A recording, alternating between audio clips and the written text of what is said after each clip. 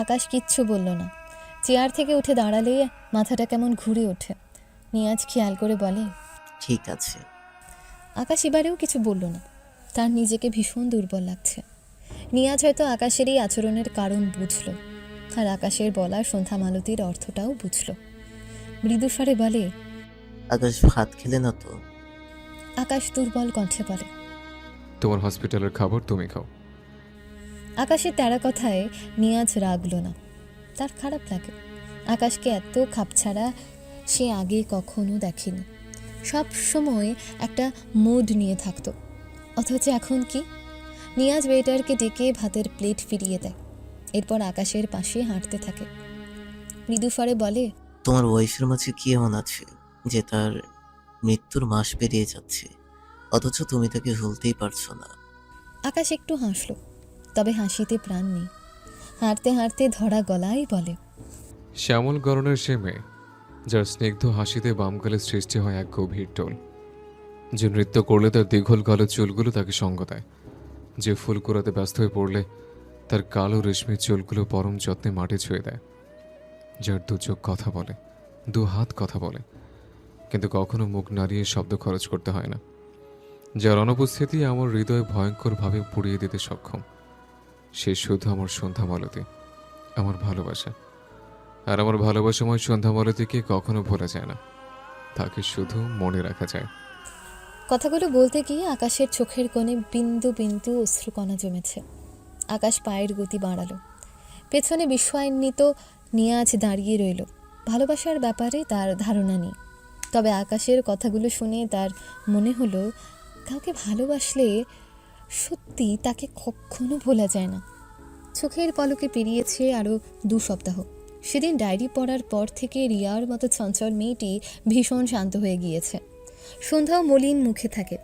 সমর মাঝে মাঝে একটা দীর্ঘশ্বাস বেরিয়ে আসে, যেখানে মিশে আছে স্বল্প সময়ে কিছু পরিচিত রক্তের চেয়েও আপন মানুষদের হারিয়ে ফেলার আক্ষেপ। সম ধুলোমাখা গায়ে দুটো ইট পেতে বসে একটু জিরিয়ে নিচ্ছে। পরনে পুরনো একটা জিন্স প্যান্ট, যা খুলে হাঁটুর নিচ বরাবর গুটিয়ে রেখেছে। গায়ে একটা স্যান্ডো গেঞ্জি, একটা চেক শার্ট খুলে ইটের উপর রেখেছে। হাতে পায়ে ইটের গুঁড়ো দিয়ে ভরা, বাড়ি করেছে। সৌম্য অনেক খোঁজাখুঁজির পর এই কাজটা পেয়েছে আপাতত। 7 দিনের চুক্তিতে এক মিস্ত্রি হিসেবে কাজটা নিয়েছে। একজন লোকের ডাকে সৌম্য ক্লান্ত শরীরটা টেনে নিয়ে গেল মেশিনের দিকে। এরপর একটা পাত্র মাথায় নিয়ে এগিয়ে গেল। সিমেন্ট, বালু, খোয়ার মিশ্রণ মেশিন থেকে ঢেলে একে একে সব পাত্রে ঢেলে দিলে সবাই যা যার পাত্র মাথায় নিয়ে যথাস্থানে রাখতে চায়। সৌম্য দীর্ঘশ্বাস ফেলে পাত্রটা মাথায় নিয়ে লোকগুলোর পিছু এগোয়। কাজ শেষ হতে হতে প্রায় বিকেল হয়ে এসেছে। সৌম্য পাইপের কাছে গিয়ে হাত মুখ ধুয়ে নিল। এরপর ইটের উপর রাখা তার চেক শার্টটা নিয়ে জড়িয়ে নেয়। শার্টের বেশ কয়েক জায়গায় ফুটো হয়ে গিয়েছে, যদিও বাইরে থেকে বোঝা যায় না, তবে খেয়াল করে দেখলে বোঝা যায়। সৌম্য সামনে না এগিয়ে চুপ করে দাঁড়িয়ে কিছু ভাবছে। গত 5টা মাস এত পরিমাণ কষ্ট করেছে, সৌম্যর মনে হয় হয়তো একজন ভিক্ষুকও তাদের চেয়ে ভালো থাকতে পারে। তার 2টো প্যান্ট আর 2টো শার্ট, শার্ট প্যান্ট দুটোর কত জায়গায় ফুটো তার হিসেব নেই। শার্ট কুচকাতে কুচকাতে গায়ে ছোটো হয়, কিন্তু সৌম্যর নিজের জন্য খারাপ লাগে না, খারাপ লাগে তার বনুর জন্য। তার মতোই তার বনুর 2টো জামা, জামা দুটোর ছেঁড়া অংশগুলো সৌম্যর চোখে লাগে। তার পকেট আছে 50 টাকা, এখান থেকে টাকা পাবে 1 সপ্তাহ পর। একজন লোক সৌম্যর পাশে এসে দাঁড়ালেই সৌম্য দোনো মনে করে 500 টাকা ধার চায়, 1 সপ্তাহ পর দিয়ে দেবে। লোকটা দিতে চাইছিল না, সৌম্যর মুখ মলিন হয়। লোকটা কি যেন ভেবে সৌম্যকে 400 টাকা দেয় আর বলে সময় মতো দিয়ে দিতে। সৌম্য খুশি হয়। পকেটে 450 টাকা নিয়ে সৌম্য মার্কেট ঘুরছে, তার বনুর জন্য একটা জামা কিনবে বলে। এত অল্প টাকায় মন মতো জামা পায় না সে, তবুও অনেক খুঁজে খুঁজে একটা গোল জামা পায়। 400 টাকা দাম। মার্কেট থেকে পেরিয়ে ফুটপাতের উপর বসা একজন লোকের কাছে জামাটা পেয়েছে। সৌম্য জামাটা নিয়ে নেয়। শরীরটা ভীষণ দুর্বল লাগছে, সারাদিন কাজ করে গা ব্যথা করছে। সৌম্য ভাবল 30 টাকা ভাড়া দিয়ে একটা ভ্যানে উঠে বাড়ি ফিরবে। কয়েক পা এগিয়ে রাস্তার পাশে একটা কসমেটিক্সের ভ্যান দেখে সৌম্য আর এগোয় না। ভ্যানে বিদ্যমান নুপুরগুলোতে প্রথম সৌম্যর চোখ পড়ল। নুপুরের প্রতি সন্ধ্যার দুর্বলতা সে জানে, অনেক আগে এক জোড়া নুপুর বানিয়ে দিয়েছিল সন্ধ্যাকে। একটা নুপুর হারিয়ে ফেলেছে, আরেকটা এখনও যত্ন করে রেখেছে। সমু এগিয়ে গিয়ে নুপুরটার দাম জিজ্ঞেস করলে বলে দাম ৭০ টাকা। সমুর মন খারাপ হয়, তার কাছে আছে ৫০ টাকা।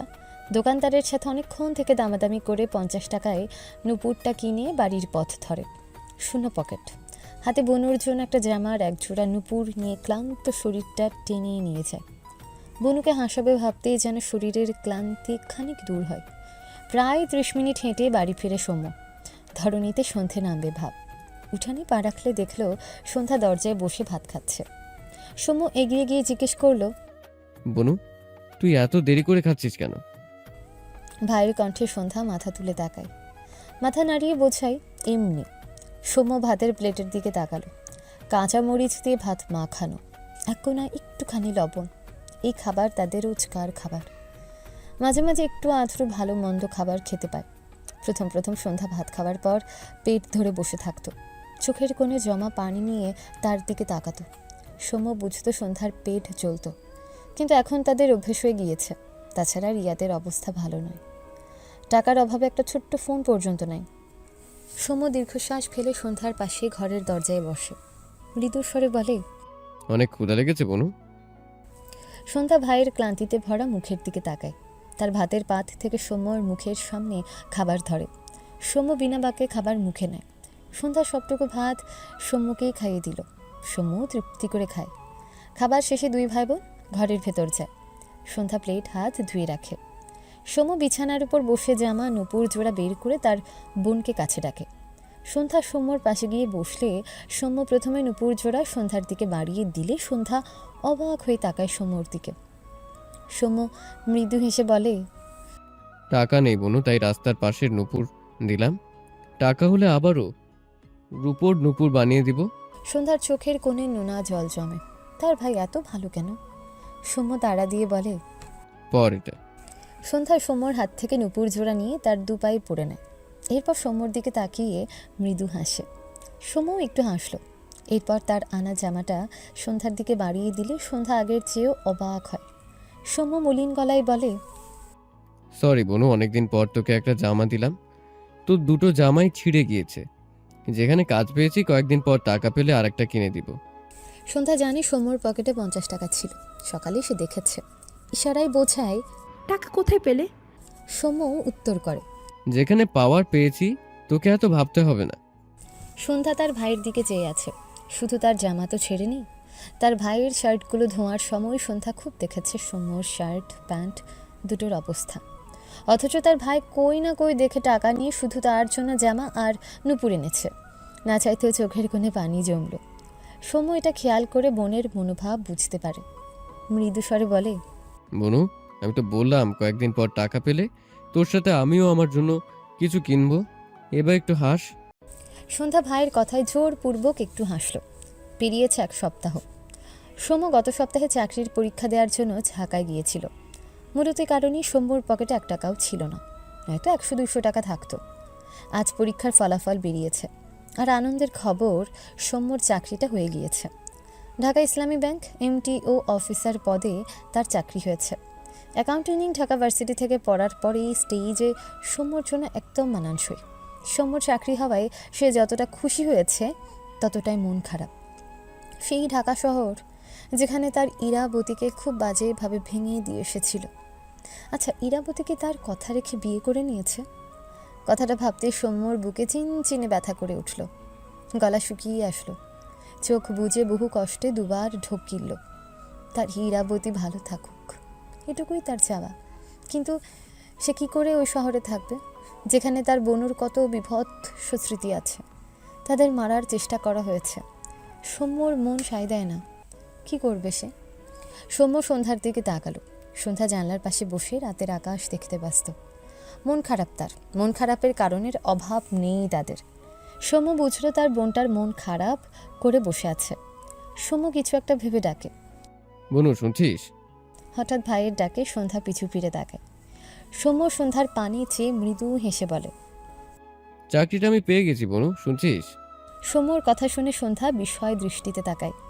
সন্ধ্যা জানে তার ভাই গত সপ্তাহে চাকরির পরীক্ষা দিতে গিয়েছিল। তার ভাইয়ের সেই চাকরি হয়ে গিয়েছে। সৌম্যর চাকরি হয়েছে, সাথে সৌম্যর কথাটা বলার ধরন সন্ধ্যায় হেসে ফেলল। বোনকে হাসাতে পেরে সৌম্যও মৃদু হাসল। সন্ধ্যা দ্রুত বিছানা থেকে নেমে এক দৌড়ে গিয়ে সৌম্যকে জড়িয়ে ধরে। তার চোখ জোড়া ভিজে গিয়েছে। কম কষ্ট করেনি যে দুই ভাই বোনে এই কটা মাস। গত প্রায় 6 মাস তারা অনেক কষ্ট করেছে। গত 6 মাস তারা মাছ মাংস চোখে দেখেনি, নতুন জামা কাপড় চোখে দেখেনি, কখনো কখনো না খেয়ে দিন পার করেছে। রিয়াটা আর তার কিছু কিছু সময় এক জায়গায় খাবার খেলেও বেশিরভাগ সময় আলাদাই খাবার খায়। আর সৌম্যর কাছে যখন টাকা থাকতো না, সে ভুলেও তা প্রকাশ করতো না। সৌম্য তাকে রুটি কলা এনে দিত। সন্ধ্যা সেই রুটি আর কলা অর্ধেক করে ভাইয়ের মুখে তুলে দিত। দুজন অভাবী ভাই বোনের কত গল্প জমা হয়েছে এই কয়টা মাসে। সাধন, সোহা, মামা, মামি, সৃজা, সৃজন, সবাইকে হারানোর ব্যথা। তাদের জন্য অজান্তে গড়িয়ে পড়া কত কণা অশ্রু জমা আছে সে গল্পে। দু ভাই বোনের মনের মানুষ, একজনের ইরাবতী, আরেকজনের শুভ্র পাঞ্জাবিওয়ালার শূন্যতায় কত শত যন্ত্রণা লুকিয়ে আছে সে গল্পে। সৌম্য বোনকে আগলে নেয়, চুলের উপর একটা চুমু খেয়ে মৃদুস্বরে বলে, চাকরিটা ঢাকায় হয়েছে। কথাটা শুনে সন্ধ্যা ছলছল দৃষ্টিতে তাকায়। সেই শহরে আবার তাকে যেতে হবে, যে শহর তাদের দুই ভাই বোনকে কষ্ট ছাড়া আর কিচ্ছু দেয়নি। সে শহরে তার স্বামী আকাশ থাকে। তার সাথে দেখা হয়ে গেলে সে কি তাকে আবারও ডিভোর্স দেওয়ার জন্য উতলা হবে? ডিভোর্স হয়নি বলে আকাশ এখনও তার স্বামী। এই শব্দ চারটে সন্ধ্যার মনে আজও শান্তি দেয়। তা কি হারিয়ে যাবে? তার সৌম্য ভাইয়াকে আর কেউ মারতে আসবে না তো? কিন্তু তার ভাইয়ের চাকরিটা তো খুব দরকার। আর কতদিন এভাবে এত অভাবে মরবে তারা? রিয়ারাও কত কষ্ট করে। সৌম্য ভাইয়া চাকরি করলে রিয়াদের কষ্টেরও লাঘব হবে না? সৌম্য সন্ধ্যার মাথায় হাত রেখে বলে, তুই বললে আমি আবার সামনে বার পরীক্ষা দিব বনু। তোকে তো কথা দিয়েছিলাম, তোকে আর ওই শহরে যেতে হবে না। একটু থেমে আবারও বলে, কিন্তু আমি যে তোকে তোর পছন্দের সব খাবার খাওয়াতে চাই বনু। তোকে আমার ঘরে রাজমাতা করে রাখতে চাই। তুই যে আমার ছোট মা, এসবের জন্য তো আমার চাকরিটা করতে হবে। তবুও তুই যা বলবি সেটাই করব। সন্ধ্যার চোখের কোণে জমা পানির কণাগুলো এবার গড়িয়ে পড়ে। শত দুঃখ কষ্টের মাঝেও সন্ধ্যার নিজেকে বোন হিসেবে ভীষণ ভাগ্যবান লাগে। এরকম বেস্ট ভাইয়া কয়জন পায়? সন্ধ্যা সৌম্যর ফোন নিয়ে তাতে টাইপ করে সৌম্যর সামনে ধরলে সৌম্য তাতে চোখ বুলায়। তুমি চাকরি করে রিয়াদের হেল্প করলে ওদের আর এত কষ্ট থাকবে না। তুমি এই চাকরি ছেড়ে দিও না ভাইয়া। আমাদের সাথে আমাদের আল্লাহ আছে। আমি তোমাকে রাজপুত্রের মতো দেখতে চাই ভাইয়া, আর আমিও তোমার রাজমাতা হতে চাই। লেখাগুলো পড়ে সৌম্য মৃদু হাসল। তার বনুর সবার চিন্তা মাথায় থাকে, তার মায়ের মতোই হয়েছে। সৌম্য সন্ধ্যার চোখের পানি মুছিয়ে দিয়ে মৃদুস্বরে বলে, যথাজ্ঞা রাজমাতা। সন্ধ্যা ঠোঁট প্রসারিত করে হাসে, তবে তা শব্দহীন। পেরিয়েছে আরও 1 সপ্তাহ। সৌম্য সন্ধ্যা ছোট্ট একটা ব্যাগে তাদের একটা করে জামা, শার্ট, প্যান্ট ভরেছে, আর অপরটা গায়ে। কাপড়ে দুটো, কি আর নেবে? দু ভাই বোন মূলত ঢাকার উদ্দেশ্যে রওনা দিচ্ছে। সৌম্যকে আরও 2 দিন পর অফিসে জয়েন করতে হবে। 1 সপ্তাহের চুক্তিতে মিস্ত্রির কাজ করে গত সপ্তাহে কিছু টাকা পেয়েছে, যা দিয়ে তাদের যাতায়াত ভাড়া সহ ওখানে গিয়ে কয়েকদিন থাকার ব্যবস্থা হয়ে যাবে।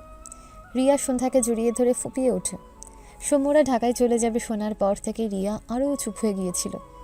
আজ যাওয়ার সময় মেয়েটা কেঁদে ফেলল। সন্ধ্যার চোখের কোণেও পানি। কয়েক মাসের পরিচয় মেয়েটা কত আপন হয়ে গেল। সন্ধ্যা রিয়াকে ছাড়িয়ে 2 হাতে রিয়ার মুখ মুছে দিয়ে মাথা নাড়িয়ে কাঁদতে না করে। রিয়া ফোপানো কণ্ঠে বলে, তুই আবার আসবি তো এখানে? সৌম্য ভাইয়া তোকে নিয়ে আসবে। তোরা যেন সোহার সাধন ভাইয়ের মতো হারিয়ে যাস না। বলতে বলতে আবারও কেঁদে ফেলে রিয়া। সন্ধ্যা রিয়ার গাল টেনে বোঝায় সে আসবে, তার ভাইয়া ছুটি পেলেই চলে আসবে। রিয়া নিজেকে সামলায়। সন্ধ্যা সৌম্য রিয়ার মায়ের কাছে গিয়ে দাঁড়ালে ভদ্রমহিলা দুজনের গাল ছুঁয়ে বলে, আমাদের ভুলে যেও না তোমরা।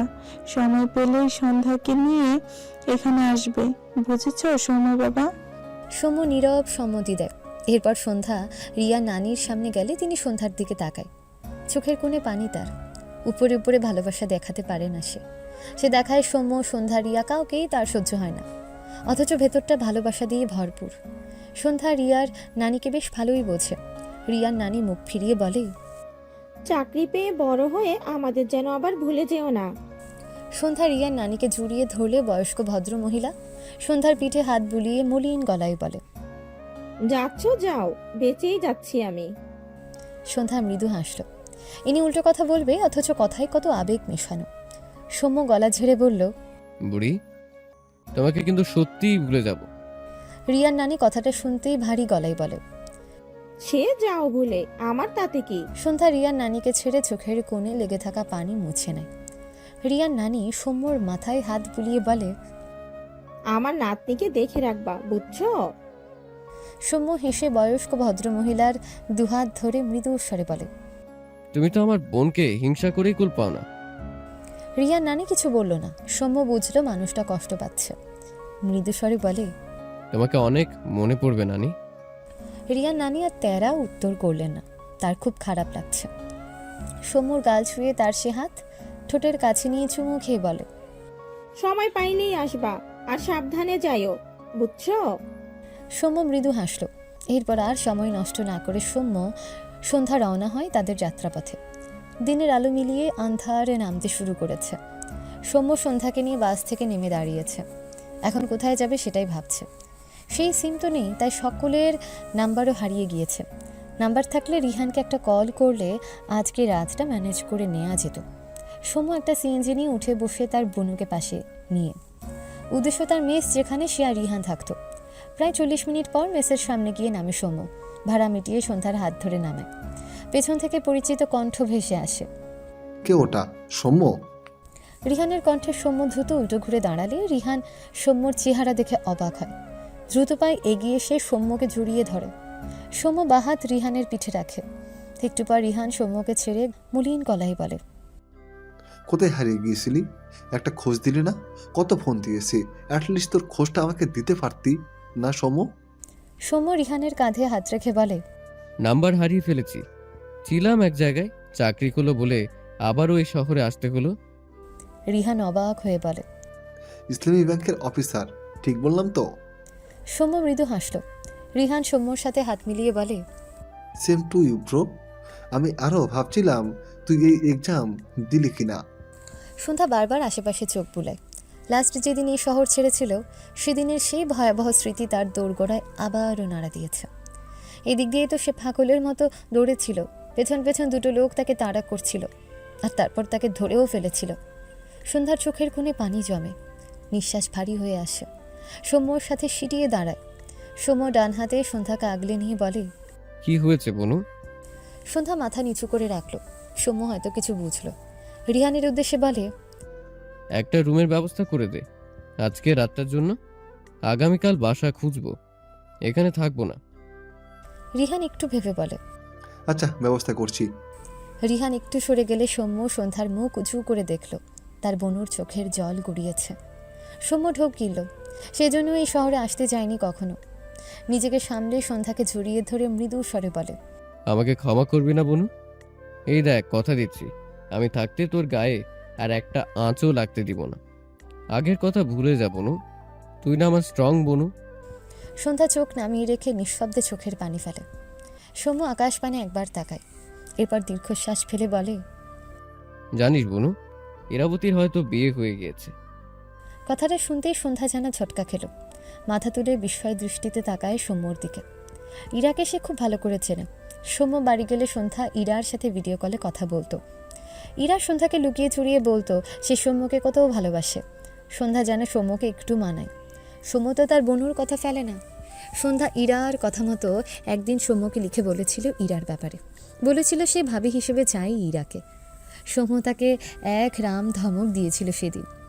একটু পর আবার তাকে বুঝিয়েছিল ইরা অনেক বড় ঘরের মেয়ে, তার সাথে ইরার যাবে না। সন্ধ্যা বুঝেছিল সে ভাইয়ের সাথে দ্বিমত করেনি, তার ভাই তো মিথ্যে বলেনি। কিন্তু সন্ধ্যা এটাও বুঝেছিল সৌম্য ইরা আপুকে ভালোবাসে। সৌম্য যে তাকে মা ডাকে, মায়ের চোখ ফাঁকি দেওয়া যায়? সৌম্য সন্ধ্যার চোখ ফাঁকি দিতে পারেনি। তবে ইরা আপু সৌম্যকে খুব ভালোবাসত। সন্ধ্যার খুব খারাপ লাগতো, কিন্তু ইরা আপু অন্যকে বিয়ে করে না আর মানুষ না। তার ভাইয়ের জন্য কত অপেক্ষা করেছে। আজ ভাইয়ের মুখে এমন কথা শুনে শখ পেয়েছে মেয়েটা। সৌম্য একটু হেসে সন্ধ্যার চোখের পানি মুছে দেয়। ইরার কথা সে তার বনুকে বলতো না, কিন্তু সন্ধ্যার মন অন্যদিকে ঘুরিয়ে নিতে কথাটা বলল। সন্ধ্যার বিস্ময়ে চাহনি দেখে সৌম্য মৃদু স্বরে বলে, আমার তুই ছাড়া কেউ নেই বনু। আমার ছোট মাকে কষ্ট দিস না, এই কথাটা রাখবি না? সন্ধ্যা মলিন মুখে তার ভাইকে দেখল। নিজেকে সামলে বোঝালো সে আর কাঁদবে না। সৌম্য চাতক পাখির নাই আন্ধার শহরে চোখ বুলায়। তার কষ্ট হয়। সত্যি কি তার হীরাবতী বিয়ে করে নিয়েছে? সন্ধ্যায় সৌম্যর বাহুতে মাথা ঠেকিয়ে মলিন মুখে চেয়ে রয়। এই শহরে আকাশ আছে, কথাটা ভাবতে সন্ধ্যার মন উতলা হয়। কোথায় আছে সেই মানুষটা? কেমন আছে? তাকে কি ভুলে গেছে? প্রশ্নগুলো একা একে মনে আসলে মন ভার হয় সন্ধ্যার। রিহান সৌম্যকে তার এক পরিচিত মেয়ে ফ্রেন্ডের বাসায় সৌম্যদের যেতে বলে। এখানে মেসে রুম তো ফাঁকা নেই, তাই সৌম্যকে চাইলেও রাখতে পারল না। তাছাড়া সৌম্য তার বোনকে একা রাখবে না। এরপর সৌম্য তার বোনকে নিয়ে রিহানের দেওয়া ঠিকানায় চলে যায়। পরদিন সৌম্য সন্ধ্যাকে নিয়ে সকাল সকাল বাড়িটি থেকে বেরিয়ে আসে। রিহানের মেয়ে ফ্রেন্ড আর তার বোন, অর্থাৎ তারা দু বোন। ছোট বোন লামিয়া প্রায় সন্ধ্যার বয়সী। মেয়েটা সন্ধ্যার সাথে এক রাতেই খুব সুন্দর মিশে গিয়েছে। মেয়েটা সৌম্যকে সন্ধ্যাকে রেখে যেতে বললেও সৌম্য রাজি হয়নি। সে তার বোনকে নিয়ে এক চুল পরিমাণও রিস্ক নিতে চায় না আর। সৌম্যর কাছে কয়েক হাজার টাকা আছে। সেই টাকাগুলো খরচ না করে রেখেছিল এখানে এসে থাকার মতন একটা বাসা নেবে বলে, যেখানে ভালো পরিবেশ আছে, আছে তার বোনের নিরাপত্তা। ক্লান্ত সন্ধ্যাকে নিয়ে সৌম্য সারাদিন খুঁজে খুঁজে একটা বাসা পেয়েছে। সন্ধ্যাকে নিয়ে মাঝে মাঝে কোথাও বসে জিরিয়ে নিয়েছে, তবে সন্ধ্যার হাতে এক সেকেন্ডের জন্য সে ছেড়ে দেয়নি। বিকেলের শেষ ভাগে বাসা পেয়ে সৌম্যর কাছে যা টাকা ছিল তা অ্যাডভান্স হিসেবে দিয়ে বাসায় উঠে পড়ে। রিহানের থেকে কিছু টাকা ধার নিয়ে সৌম্য প্রয়োজনীয় কিছু জিনিসপত্র কিনে এনেছে সাথে, যা দিয়ে মোটামুটি তারা দু ভাই বোন জীবন ধারণ করতে পারবে। সময় কারোর জন্য থেমে থাকে না, সে তার নিজ গতিতে চলে যায়। সেভাবে একদিন করে পেরিয়েছে প্রায় 5 মাস। সৌম্য সন্ধ্যাকে নিয়ে একটা ভালো মানের ফ্ল্যাটে থাকে এখন। সিলেট থেকে ফেরার 2 দিন পর সৌম্য অফিসে জয়েন করে। সৌম্যদের বেতন মাসের মাঝামাঝি সময় দেওয়া হয়। সেক্ষেত্রে সৌম্য তার অফিসে জয়েন করার 15 দিনের মাথায় বেতন পেয়েছে। এরপর ধীরে ধীরে সৌম্য সন্ধ্যার 5টা শহুরে মানুষের মতন একটুখানি সুখের দেখা পায়। অভাবকে মারিয়ে জীবনটাতে একটুখানি রঙের ছোঁয়া লাগাতে পারে। 3 মাসের মাথায় সৌম্য সন্ধ্যাকে একটা প্রাইভেট কলেজে ভর্তি করে দেয়। সন্ধ্যা ক্লাস 10 পর্যন্ত পড়েছিল। তার গ্রুপ ছিল আর্টস। কলেজে একই গ্রুপে ভর্তি হয় সন্ধ্যা। সন্ধ্যা তার ঘরের বেলকনিতে দাঁড়িয়ে আছে। ফজর নামাজ পড়ে বেলকনিতে এসে দাঁড়িয়েছে। পুরনো দিনের কিছু স্মৃতিচারণ করছিল। তার মনে পড়ে সেদিনের কথা, যেদিন সৌম্য প্রথম মাসের বেতন 48,000 টাকা পায়। সে টাকাটা উঠিয়ে সবার আগে বাড়ি ফিরে সন্ধ্যাকে জড়িয়ে ধরেছিল। সন্ধ্যা দরজায় দাঁড়িয়ে তবদা খেয়ে দাঁড়িয়েছিল। সৌম্য কিছুক্ষণ পর সন্ধ্যাকে ছেড়ে ভাঙা গলায় বলেছিল, বনু, তোর সকল ইচ্ছে করার চাবি পেয়েছি। এবার এক এক করে সব তালা খুলে ফেলবো। সন্ধ্যা সৌম্যর কথার অর্থ বুঝতে না পেরে বোকা চোখে তাকিয়েছিল। সৌম্যর চোখের কোণে পানি দেখে সন্ধ্যা সৌম্যর গালে হাত দিয়ে বোঝায়, কি হয়েছে ভাইয়া? এরপর সৌম্য সন্ধ্যাকে তার বেতন দেখায়। সন্ধ্যা ভাইয়ের দিকে ছলছল দৃষ্টিতে তাকিয়েছিল। তখন সে নিজেই তার ভাইকে জড়িয়ে ফুপিয়ে উঠেছিল। সন্ধ্যার পরনে তখনও একটা ছেঁড়া জামা ছিল। হাঁড়িতে ছিল মোটা চালের ভাত আর 2টো মরিচ পোড়া, যা সন্ধ্যা কিছুক্ষণ আগে মেঝেতে সাজিয়ে রেখেছিল তার আর তার ভাইয়ের জন্য। এমন ঘরে যখন একটুখানি সুখের প্রদীপ জ্বলে ওঠে, তখন সেই সুখটুকুকে সাদরে গ্রহণ করার জন্য চোখের জলই হয়তো সবচেয়ে শান্তির। কথাগুলো ভেবেই সন্ধ্যা একটু হাসল। আজও চোখের কোণে পানি জমেছে। সন্ধ্যা ডান হাতে নোনা জলটুকু মুছে নেয়। আকাশ পানে দৃষ্টি রাখে। আকাশে সাদা মেঘের ভেলা ছোটাছুটি করছে। এই বিশাল আকাশের নিচে তার মনের কোঠায় তার এক ব্যক্তিগত আকাশও আছে, যে তার শুভ্র পাঞ্জাবিওয়ালা। শুধু তারই। সে মানুষটা তো তাকে নিয়ে ভাবে না, আর সে ভুলতেই পারে না। এই যে ভাবলো একটু, তাতেই চোখ জোড়া ঝাপসা হলো। সন্ধ্যার অবচেতন মন বলে ওঠে, ইস, মানুষটা যদি একটুখানি আমাকে মনে রাখতো, একটুখানি রাখতো। কথাটা ভেবে নিজেরই উপরই সন্ধ্যা বিদ্রুপ হাসল। তার নিজেকে আইনেই দেখা উচিত। কেন সে আকাশের মতো সুদর্শন মানুষকে নিয়ে ভাবে? ভেতর থেকে উত্তর আসে, মন যে কারো কথা শোনে না, তাই তো ভাবে। সন্ধ্যা ডান হাতে চোখের কোণের জমায়েত নোনা পানি মুছে নেয়। এরপর তার ঘরে আসে। ঘড়িতে সময় দেখলো 9টা পেরিয়েছে। সৌম্যর অফিস আছে, তারও কলেজ আছে। সন্ধ্যা তার ভাইয়ের ঘরে গিয়ে দেখলো সৌম্য এখনও ঘুমে বিভোর। ফজর নামাজ পড়ে ঘুমানোর অভ্যেস সৌম্যর। সন্ধ্যা এগিয়ে গিয়ে সৌম্যর পায়ের কাছে গিয়ে দাঁড়ায়। মিটিমিটি হেসে সৌম্যর 2 পায়ের তলায় কাতুকুতু দেয়। সৌম্য ঘুমের ঘরে বিরক্ত হয়ে নড়ে চড়ে আবারও ঘুমায়। সন্ধ্যা আবারও একই কাজ করলে সৌম্য এবার দ্রুত উঠে বসে। রেগে বলে, থাপ্পড় খাবি বনু। ডেইলি এভাবে আমার ঘুমের 12টা বাজাস, অন্যভাবে তো ডাকা যায়। সন্ধ্যা ঝাঁকিয়ে দিয়ে ওঠে। মুখ ফুলিয়ে তাকায় সৌম্যর দিকে। সৌম্য 2 হাতে চোখ জোড়া কচলে সন্ধ্যার দিকে তাকালে দেখল সন্ধ্যা ধূপধাপ পা ফেলে বেরিয়ে যাচ্ছে। সৌম্য অসহায় চোখে তাকায়, বিড়বিড় করল, ইস, রাগ করে গেল। এরপর সৌম্য একেবারে রেডি হয়ে ঘর থেকে বেরিয়ে নাস্তা করে নেয়। সন্ধ্যা রেডি করে রেখেছিল। খাবার শেষ হলে সৌম্য আর সন্ধ্যা একসাথে বের হয়। সৌম্যর পরনে ফর্মাল পোশাক, কালো প্যান্ট, সাদা শার্ট, ইন করে শার্ট পরা, পায়ে কালো জুতো, আর সন্ধ্যের পরনে কলেজ ড্রেস, মাথায় একটা সাদা জর্জেট ওড়না দিয়ে চুলগুলো ঢেকে রাখা। সৌম্য একটা রিক্সা নিয়ে রিক্সায় উঠে বসে। পাশে সন্ধ্যা বসলে রিক্সা চলতে শুরু করে। সৌম্য একটু একটু পরপর আর চোখে সন্ধ্যার দিকে তাকায়। সন্ধ্যা মুখ ফুলিয়ে রেখেছে, তার দিকে তাকাচ্ছেও না। সৌম্য গলা ঝেড়ে বলল, বোনু তুই না আমার ছোট মা, আমার একটাই বোনু, ধমক একটাই দিয়েছি, রাগ করছিস কেন? সন্ধ্যা তবুও তাকালো না। সৌম্য ভাবুক হলো, ছোটো মা বললে তো সন্ধ্যা গলে যায়, আজ গলল না কেন? সন্ধ্যার কলেজের সামনে নেমে সৌম্য রিক্সা ভাড়া মিটিয়ে সন্ধ্যার হাত ধরে একটা দোকানে গিয়ে বলে, কি কি নিবি দেখিয়ে দে। সন্ধ্যার মুখে হাসি ফুটল। সে সৌম্যর থেকে ফোন নিয়ে কিছু লিখে সৌম্যর হাতে ফোন দেয়। সৌম্য চোখ বুলিয়ে দেখল, দুটো কোন আইসক্রিম, সাথে অনেক ধরনের চকলেট। চকলেটের সংখ্যা 20টা হবে, প্রতিটা আলাদা আলাদা। সৌম্য হেসে সন্ধ্যার লিস্টের সব আইসক্রিম চকলেট কিনে একটা পলিথিন ভরে সন্ধ্যার হাতে দেয়। এরপর বিল মিটিয়ে দেয়। সন্ধ্যা হেসে তার ভাইকে ইশারায় ধন্যবাদ দিল। সৌম্য চোখ ছোট ছোট করে বলে, চকলেট পেয়ে আমাকে মনে পড়লো, কি লোভী হয়ে গেলি রে বোনু তুই। সন্ধ্যা রেগে তাকায়। সৌম্য হাসল, কিছু বলল না। সন্ধ্যার হাত ধরে কলেজ গেটের ভেতর ঢুকিয়ে দিয়ে মৃদু স্বরে বলে, গেটের ভেতর থেকে একদম বের হবি না, আমি দ্রুত নিতে আসবো।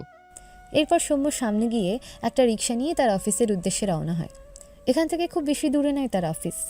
বেশ কিছুক্ষণ পর রিক্সা থেকে নেমে ভাড়া মিটিয়ে অফিসের সামনে বেশ অনেকটা সময় দাঁড়িয়ে থাকে সৌম্য। হাত ঘড়িতে একবার সময় দেখল, এখনও 15 মিনিট সময় আছে। হাত ঘড়ির দিকে অনেকক্ষণ চেয়ে রইল সৌম্য। তার ইরাবতী তাকে একটা ঘড়ি কিনে দিয়ে দিয়েছিল। ঘড়িটা নষ্ট হয়ে গিয়েছিল, কিন্তু সৌম্য সে ঘড়ি ফেলে দেয়নি, তার কাছে যত্ন করে রেখেছিল। কিন্তু ঘড়িটি তার কিছু প্রিয় মানুষের সাথে সাথে পুড়ে ছাই হয়ে গিয়েছে। সৌম্য দীর্ঘশ্বাস ফেলল। তার ইরাবতী হারিয়ে গেল। বছর হতে চলল, হীরাবতীও তার খোঁজ করে না। সেও তার ইরাবতীর জন্য শুধু দীর্ঘশ্বাস ফেলে। এরপর সৌম্য উল্টো ঘুরে ইরার মাকে দেখে থমকে দাঁড়ায়। ইরার মা ছলছল দৃষ্টিতে তাকায় সৌম্যর দিকে, গালে হাত দিয়ে জিজ্ঞেস করে, কেমন আছো বাবা? সৌম্য ঢুকিলে। ইরার মা জিজ্ঞেস করে, তোমার বোন সন্ধ্যা কেমন আছে বাবা? সৌম্য কথা বলতে পারছে না, চাইছে কথা বলতে, কিন্তু তার কথা বের হচ্ছে না। তবুও বহু কষ্টে বলে, ভালো। ইরার মা মলিন গলায় বলে, তুমি আর সন্ধ্যা বেঁচে আছো জানলে ইরার বাবা হয়তো আজ বেঁচে থাকতো। সৌম্য বিস্ময়ের চোখে তাকায়। ইরার বাবা বেঁচে নেই? আর ইরা, সে কেমন আছে? আর তাদের সাথে ইরার বাবার বেঁচে থাকার কি সম্পর্ক? ইরার মা মলিন গলায় বলে, 10 মাস আগের কথা ভুলতে পারি না বাবা। সেদিন রাতে ইরার বাবা ইরাকে এসে বলল বিয়ের প্রস্তুতি নিতে। তুমি নাকি বিয়ে করে নিয়েছো, সেই ছবি ও আমার ইরামাকে দেখালো। তুমি তো জানো বাবা, আমার মেয়েটা তোমার জন্য কত পাগল ছিল। আমি মা হয়ে আমার মেয়ের কত পাগলামি দেখলাম, কিন্তু মেয়েটাকে প্রশ্রয় দেওয়ার সাহস ছিল না। তোমার আর এক মেয়ের বিয়ের ছবি দেখে আমার ইরা অজ্ঞান হয়ে পড়ে গেল, মুখটা কেমন বেঁকে গেল। তাড়াতাড়ি করে মেয়েটাকে হসপিটালে নিয়ে গেলাম। কথাগুলো বলে ভদ্র মহিলা থামে। তার কথা জড়িয়ে আসছে। সৌম্য ঢোক গিলে থেমে থেমে বলে, ইরাবতীর কি হয়েছিল আন্টি? ইরার মা ঝাপসা চোখে চেয়ে বলে, ধৈর্য ধর বাবা, সব বলতেই তো আসলাম। একটু থেমে আবারও বলে, ইরার বাবারা 3 বোন, 1 ভাই। ইরার বাবা ছিল সবার বড়, আর তোমার মা জ্যোৎস্না ছিল সবার ছোট। সবচেয়ে ছোট বোন জ্যোৎস্না ছিল ইরার বাবার কলিজার টুকরো। সৌম্য বিস্ময় দৃষ্টিতে তাকায় ইরার মায়ের দিকে। সে তো তাদের কোনো আত্মীয়দের চেনে না, আদৌ আছে কি না সেটাও জানতো না। ইরার বাবা তার মামা, কিভাবে সম্ভব? ইরার মায়ের কথায় সৌম্য কথা বলার ভাষা হারিয়ে ফেলে। ইরার মা আবারও বলেন, আমার বিয়ের পরের দিন তোমার মা তোমার বাবার সাথে পালিয়ে যায়। ইরার বাবাদের খুব দাপট আগে থেকেই। তোমার বাবাকে হাতের কাছে পেলে হয়তো ইরার বাবা নিজ হাতেই জবাই করে ফেলতো। তোমার মা বড় ভাইয়ের ভয়েই কই যে হারালো কে জানে। অনেক খুঁজেও তোমার বাবা মাকে খুঁজে পায়নি ইরার বাবা, খোঁজ কখনো থামায়নি। তার কথা, সে যেদিন তার বোন আর বোনজামাইকে কাছে পাবে সেদিন দুটোকেই জবাই করে নদীতে ভাসিয়ে দিয়ে আসবে। মানুষটার কঠোরতা দেখে আমিও ভাবতাম সে কখনো তোমার মা বাবাকে খুঁজে না পাক, হয়তো তাদের খুঁজে পেলে সত্যি মেরেই ফেলবে। আমরা ইরার খবর পাওয়ার জন্য হসপিটালে বসেছিলাম, তখন হঠাৎ ইরার বাবার ফোনে কল আসলে সে ফোন উঠায়। কথা বলতে পারছিল না ঠিক করে, ফোন লাউডে দিল। ওপাশ থেকে কেউ একজন বলল, আপনার ছোট বোন জ্যোৎস্না আজ থেকে প্রায় 8 বছর আগে মারা গেছে, আর তার 2টো ছেলে মেয়ে। আপনি যাদের মারতে লোক পাঠিয়েছেন তারাই, নাম সৌম্য আর সন্ধ্যা। ইরার বাবা রেগে বলে, কি বাজে কথা বলছো? আমার বোন কিভাবে মারা গিয়েছে? আর ওর সন্তান ছিল? ওপাশ থেকে বলে, ছিল। আমি ভালোভাবে খোঁজ নিয়েই বলছি স্যার, 100% শিওর। কথাগুলো শুনে ইরার বাবা স্তব্ধ হয়ে যায়। এরপর ইরার বাবা আকাশের বাবাকে কল করে ভাঙা গলায় বলে, সাইফ, সন্ধ্যা, সৌম্য আমার বোনের ছেলে মেয়ে। ওরা জ্যোৎস্নার মেয়ে সাইফ। আকাশের বাবা বলেন, সেটা তো আমি অনেক আগে থেকেই জানি। ইরার বাবা বিস্ময় কণ্ঠে বলে, জানো মানে? ওই লোকদের না করে দাও, আমার বোন আর নেই। ওর 2টো প্রাণীর গায়ে যেন আঁচ না লাগে। আকাশের বাবার উত্তর, আজ লাগবে না, শুধু মরবেও, চিন্তা করো না। ইরার বাবা রেগে বলে। ওদের কিছু হলে আমি তোমাকে জবাই করব সাইফ। তারপর আকাশের বাবাও রেগে কল কেটে দেয়। তখনই ভেতর থেকে ডাক্তার জানায় ইরা স্ট্রোক করেছে, অবস্থা খুব খারাপ। এই খবর শুনে আমরা দিশেহারা হয়ে গেলাম। এর কয়েক ঘন্টা পর ডক্টর জানায় আমার মেয়ে কোমায় চলে গিয়েছে। ইরার বাবা এত কঠোর হয়েও মেয়েটার জন্য হাউমাউ করে কাঁদলো হসপিটালে বসে। বারবার বলছিল তার জন্য মেয়ের এই অবস্থা। আমাকে বলেছিল ইরাকে বলতে সৌম্যর বিয়ে হয়নি, সে মিথ্যা বলেছে, কিন্তু ইরা তো আমাদের কারো কথা শোনে না। এরপর ইরার বাবার ফোনে 2টো ছবি পাঠায় আকাশের বাবা। একটি ছবি ছিল তোমার, পেটে চাকু মারা অবস্থায় রাস্তায় পড়েছিলে তুমি। আরেকটি ছিল সন্ধ্যার, মেয়েটির ওপর একটি লোক ছিল। ছবি দুটো দেখে ইরার বাবা দুহাতে মাথার চুল টেনে কাঁদতে কাঁদতে বলেছিল, আমার বোন আর নেই। আমার বোনের 2টো প্রাণকে আমি মেরে ফেললাম। আর ইরামা? কথাগুলো বলতে বলতেই মানুষটা হার্ট অ্যাটাক করে ওখানেই পড়ে ওখানেই মারা গেল।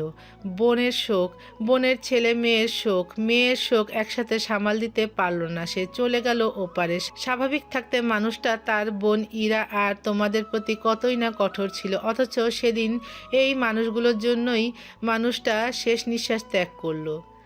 কথাগুলো বলে ইরার মা থামলেন। চোখের পানিতে ভদ্রমহিলার হিজাব ভিজে গিয়েছে। সৌম্য স্তব্ধ চোখে তাকিয়ে রইল ইরার মায়ের দিকে।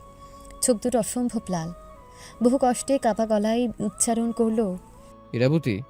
ইরার মা হিজাবের কোনা দিয়ে চোখ মুছে ভারী গলায় বলল, আমার ইরামা আমায় আর ডাকে না বাবা, ও তো তোমার শোক কাটাতেই পারল না। আজও ওর জ্ঞান ফেরেনি। আমার মেয়েটা কি আর কোনোদিনও আমাকে ডাকবে না? কথাগুলো বলতে গিয়ে ইরার মা নিজেকে সামলাতে পারেন না। সৌম্যর পুরো শরীরটা ভূমিকম্পের ন্যায় কেঁপে উঠল। তার ইরাবতীকে যেদিন কাঁদিয়ে রেখে এসেছিল তার পরের দিন তার জন্যই তার ইরাবতী একেবারে ঘুমিয়ে গেল।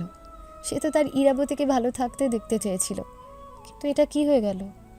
সৌম্যর ভেতরটা গলা কাটা মুরগির ন্যায় ছটফটিয়ে উঠল।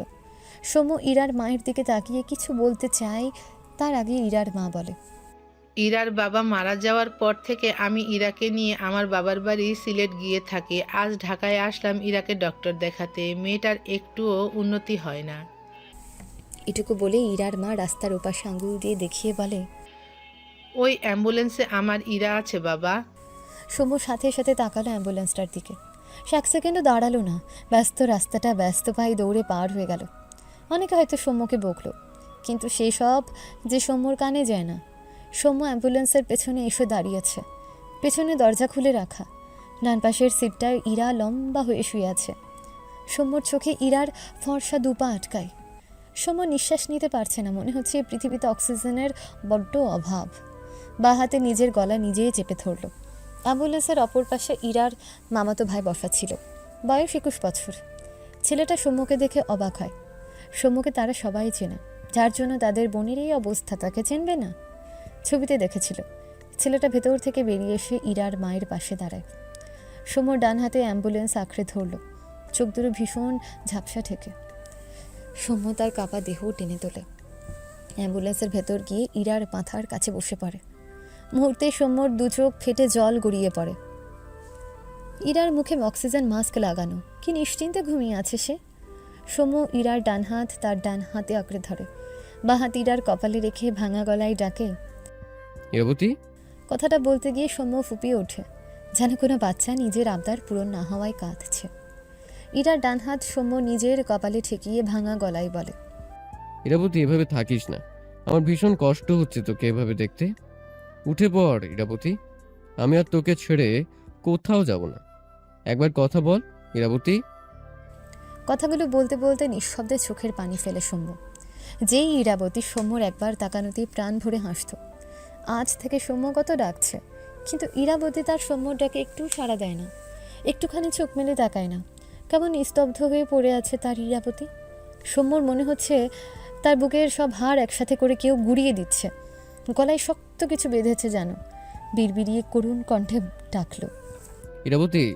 সৌম্য সন্ধ্যাকে রেখে যাওয়ার পর সন্ধ্যা লামিয়ার জন্য গেটের সামনে দাঁড়িয়ে অপেক্ষা করছিল। লামিয়া ডাকলে সন্ধ্যা আবারও গেট থেকে বাইরে বেরিয়ে আসে। লামিয়া সন্ধ্যার সাথে একই ক্লাসে পড়ে। সৌম্য আর সন্ধ্যা প্রথম রাত লামিয়াদের বাসায় ছিল। সেখান থেকে পরিচিত, কলেজে এসে দুজনের মাঝে ভালো একটা ফ্রেন্ডশিপও হয়ে গিয়েছে। লামিয়া সন্ধ্যার হাত ধরে একটা দোকানে যায়। সে সন্ধ্যার মতো আইসক্রিম চকলেট খাওয়া পাবলিক। সন্ধ্যা মূলত লামিয়ার থেকেই এই অভ্যেস পেয়েছে। প্রথম প্রথম বাচ্চাদের মতো সৌম্যকে দোকানে টেনে নিয়ে যেত, এখন সৌম্য নিজে থেকে কিনে দেয়। লামিয়া তার পছন্দ অনুযায়ী আইসক্রিম চকলেট কিনে আবারও কলেজ গেটের দিকে যায়। তখনই কলেজের সামনে আকাশ গাড়ি সাইড করে গাড়ির ভেতর থেকে আকাশ আর শিমু নেমে দাঁড়ায়। শিমু ছোট করে বলে, আকাশ ভাইয়া, আমাকে নিতে আসবা? আকাশ ছোট করে করে বলে। শিমু কলেজ গেটের ভেতর চলে গেলে আকাশ গেটের পাশে উল্টো ঘুরে দাঁড়ায়। পরনে সাদা পাঞ্জাবি, সাদা গ্যাবার্ডিন প্যান্ট, পাঞ্জাবির হাতা ছেড়ে দেয়া। গোটাতে ভালো লাগে না তার। মন মেজাজ ভালো না থাকলে এসব কিছুই ভালো লাগে না। এই ব্যস্ত শহরে এত এত মানুষের ভিড়ে তার সন্ধ্যা মালতী ছাড়া যে সে ভীষণ একা। তার জীবনের রং তার সন্ধ্যা মালতী, যে হারিয়ে গিয়েছে। কেউ কল করায় পাঞ্জাবির পকেট থেকে ফোন বের করে কলে কথা বলায় ব্যস্ত হয় আকাশ। সন্ধ্যা লামিয়া আকাশকে পাস করে যাচ্ছিল। হঠাৎ একটা মেয়ের সাথে ধাক্কা খেয়ে সন্ধ্যার হাত থেকে দুটো আইসক্রিম মাটিতে পড়ে যায়। আইসক্রিম দুটো পড়েছে একদম আকাশের পায়ের কাছে। সন্ধ্যা কোনো দিকে তাকায়নি, দ্রুত নিচু হয়ে আইসক্রিম দুটো তুলতে নেয়। আকাশ কথা বলতে বলতে পা এদিক ওদিক করলে তখনই তার বাম পা এসে পড়ে আইসক্রিম দুটোর উপর। কোন আইসক্রিম দুটো একদম চ্যাপটা হয়ে ভেতর থেকে বেরিয়ে এসেছে। সন্ধ্যা চোখ বড় বড় করে তাকায়। সে খাবে বলে আইসক্রিম দুটো ব্যাগ থেকে বের করে হাতে নিয়েছিল, আর এই লোক তার আইসক্রিম দুটো পুরো ইন্না লিল্লাহ করে দিল। সন্ধ্যার ভীষণ রাগ হলো, তার মুখের খাবার কেড়ে নিল। আকাশের মনে হলো তার পায়ের নিচে কিছু পড়ে গলে গেল। সে কথা বলা থামিয়ে মাথা নিচু করে তাকায়। তখনই সন্ধ্যা রাগে ডান হাতে আকাশের পায়ের গিরার উপর অংশে প্যান্টের উপরে খামচে ধরে। আকাশ অবাক হয়, দ্রুত তার পা ঝাড়া মেরে সরিয়ে কিছু বলার আগে সন্ধ্যা দ্রুত উল্টো ঘুরে দৌড় দেয়। আকাশ ডান হাত বাড়িয়ে মেয়েটার ব্যাগ টেনে তার সামনে দাঁড় করাতে চেয়েছিল, কিন্তু মেয়েটার পিঠের ব্যাগের বদলে হাতে চলে এসেছে সন্ধ্যা জর্জেট ওড়না। সন্ধ্যা এক সেকেন্ডের জন্য থেমে গিয়ে ভয় পেয়ে আবারও দৌড়ে কলেজ গেটের ভেতরে প্রবেশ করে।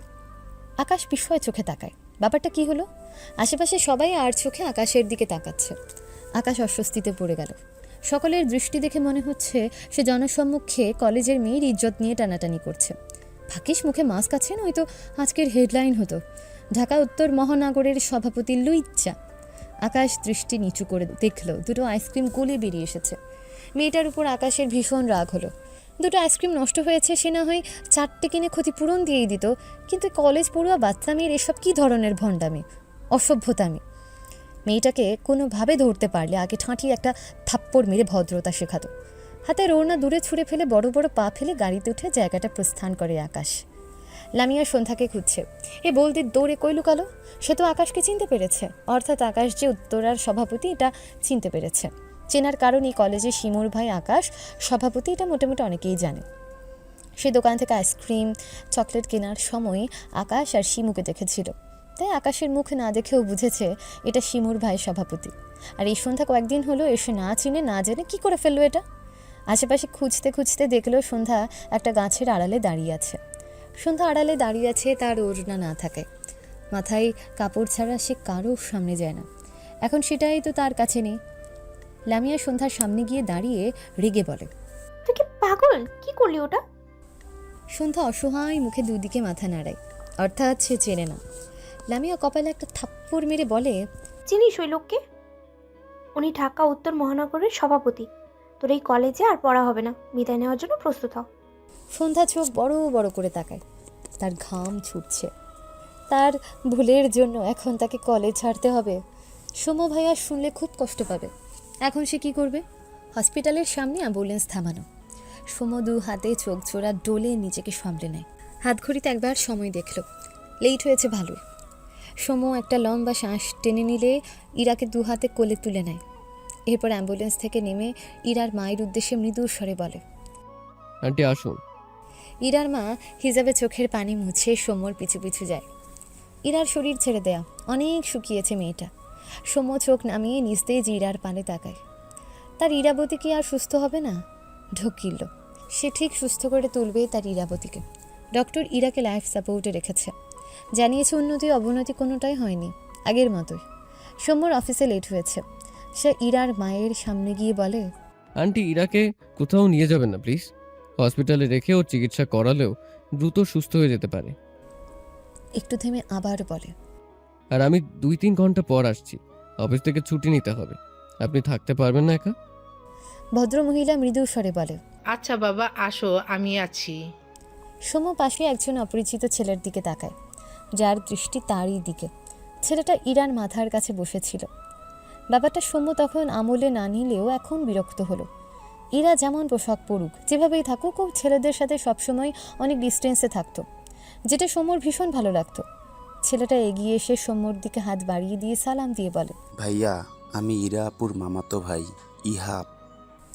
সোম ছেলেটার সাথে হাত মিলিয়ে গম্ভীর গলায় বলে, আন্টিকে দেখে রেখো, তবে ইরাবতীর থেকে দূরে থাকবে। ওকে আন্টি দেখে রাখবে। আসছি। কথাটা বলে সৌম্য দ্রুত পায়ে হসপিটাল থেকে বেরিয়ে যায়। ইহাব ভোতা মুখে সৌম্যর দিকে তাকিয়ে রইল। সে ইরার থেকে গুনে গুনে 4 বছরের ছোট। সৌম্য কি বুঝে কথাটা বলে গেল? সে তো বুঝেছে। ইরার মায়ের দিকে তাকালে দেখল সেও অদ্ভুতভাবে তার দিকে চেয়ে আছে। ইহাব গলা ঝেড়ে বলে, ফুপি আমি ইরাপুকে বড় বোন ভাবি, সত্যি। ইরার মা চোখে পানি নিয়ে মৃদু হেসে বলে, পাগল ছেলে, সৌম্য তোকে ওভাবে চেনে না, তাই এভাবে বলেছে। আমি তো সৌম্যকে দেখে ভেবেছিলাম ছেলেটা হয়তো বিয়ে করে নিয়েছে, কিন্তু ইরার প্রতি ছেলেটার এখনো কত টান দেখলি। সৌম্যর উছিলায় আমার ইরা মা সুস্থ হয়ে যাক। ইহাব তার ফুপির কথা শুনল, মৃদু স্বরে বলে, সৌম্য ভাইয়া যদি বিয়ে করে নেয় ফুপি, ধরো পুরনো প্রেমিকাকে দেখে ইমোশনাল হয়ে গিয়ে ইরাপুর জন্য এত কিছু করলো, অথচ বাসায় বউ আছে। ড্রেস আপ দেখে তো মনে হলো ভালো মানের চাকরি করে। ইহাবের কথায় ইরার মায়ের চোখে মুখে অসহায়ত্ব দেখা দিল। সত্যিই তো, এরকম হলে কি হবে? তার ইরা কি আর সুস্থ হবে না? ভাবনার মাঝে পেছন থেকে সৌম্য ইহাবের শার্টের কলার টেনে রাগান্বিত স্বরে বলে, বেয়াদব ছেলে, কোন সাহসে তুমি আমার শাশুড়ির কান ভাঙাচ্ছ? ইহাব চোখ বড় বড় করে তাকায় সৌম্যর দিকে। সৌম্য খেয়ে ফেলা চোখে ইহাবের দিকে চেয়ে আছে। ইহাব ঠকিল। সৌম্য চিবিয়ে চিবিয়ে বলে, সৌম্যর দেহে প্রাণ থাকতে সে তার ইরাবতী ছাড়া অন্য কাউকে কল্পনা করার কথা কখনো ভাবেনি, আর না তো কখনো ভাববে। তোমাদের মতো ফাঁপা মাথার ছেলেরা এসব বুঝবে না। কথাটা বলে সৌম্য ইহাবের কলার ছেড়ে দেয়। এমনিতে ইরার এই অবস্থায় সে নিস্তেজ হয়ে গিয়েছে। এর মধ্যে এ ছেলেকে তার বিরক্ত লাগলো। এখন এই ছেলে তাকে পুরো বিবাহিত বানিয়ে দিয়েছে। এত রাগ লাগছে। চোখ বুজে নিজেকে শান্ত করলো। এরপর ইরার মায়ের উদ্দেশ্যে বলে, আন্টি সরি, আপনার নাম্বারটা দিন। ইরার মা সৌম্যর দিকে চেয়ে আছে। তিনি কী রিয়াকশন দেবেন সেটাই বুঝতে পারছেন না। নিজেকে সামলে তার নাম্বার বললে সৌম্য তার ফোনে নাম্বারটা সেভ করে নেয়। এরপর দ্রুত পায়ে চলে যায়। যাওয়ার আগে ইহাবের দিকে শক্ত চোখে তাকায় একবার। ইহাব ঢোক গিলে মনে মনে তওবা করলো, আর জীবনের ধারণা করে একটা কথাও বলবে না। ইরার মা ইহাবের দিকে তাকিয়ে মৃদু স্বরে বলে, কি যেন বলছিলি? ইহাব আমতা করে বলে, আমি তো ইরাপুর কথাই ভেবেই বলছিলাম, তোমাদের নিয়ে আর কিছু বলবই না আমি। ইরার মা একটু হাসলো, আশেপাশে তাকালো। তার ভাই অর্থাৎ ইহাবের বাবা এসেছে সাথে। কি যেন কাজে কই যে গেল, আকাশ কলেজ থেকে উল্টো পথে কিছু দূর গিয়ে গাড়ি থামায়। গত 1 বছর যাবৎ ঢাকা উত্তর মহানগরের সভাপতি আছে আকাশ। এতদিনে মন্ত্রী হয়ে যাওয়ার কথা তার, কিন্তু আকাশ এমপি পদটুকু গ্রহণ করেনি। সে সভাপতির দায়িত্ব পালন করতে হিমশিম খায়। কারণটা অবশ্যই সন্ধ্যা। মাঝে মাঝে এত ডিপ্রেসড হয়ে যায়, কোনো কাজই করে না। তার সভাপতির খবর তার মা জানে, কিছু বলেনি আকাশকে। সন্ধ্যা পুড়ে গিয়েছে। এরপর থেকে আকাশ অনেক অস্বাভাবিক হয়ে গিয়েছিল। আসমানি নোমান নিজেকে সামলাতে পারতেন না। ছেলেটাকে দেখেও ভীষণ বুক পুড়ত। আকাশ যদি একটু আধটু স্বাভাবিক হয়, এই জন্য সে আকাশকে এই পদ থেকে সরতে বলেনি। উল্টে আকাশের ইচ্ছেকে প্রাধান্য দিয়ে বলেছেন আকাশ চাইলে উপর পদগুলো নিতে পারে। আকাশ মত দেয় না, সে পারবে না। সবার কথা ভাবতে গিয়ে সে তার সন্ধ্যা মালতীর কথা ভুলতে পারবে না। আকাশ গাড়ি থেকে নেমে সামনে ক্যাফের দিকে যেতে নিলে নিয়াজকে দেখে দাঁড়িয়ে যায়। আকাশের মায়ের চিকিৎসা নিয়াজ করে সবসময়। আকাশ আর নিয়াজের মাঝে সম্পর্ক দহরম মহরমও নয়, আবার একেবারে খারাপও নয়। নিয়াজ রাজনীতির মাঠ থেকে আপাতত ইচ্ছে করেই সরে এসেছে। মূলত তার বাবা নিষেধ করেছে। বাবার উপর কথা বলতে পারেনি সে। আকাশ নিয়াজের দিকে চেয়ে ভ্রু কুচকে বলে, কিছু বলবে? নিয়াজ গলা ঝাড়ল। আসমানি নোয়ানকে চিকিৎসার খাতিরে নিয়াজের সাথে আসমানি নোয়ানের মা ছেলের মতন একটা সম্পর্ক গড়ে উঠেছে। ভদ্রমহিলা নিয়াজকে বলেছে আকাশকে যেন একটু বোঝায়। সে আবারও নতুন করে জীবন শুরু করে।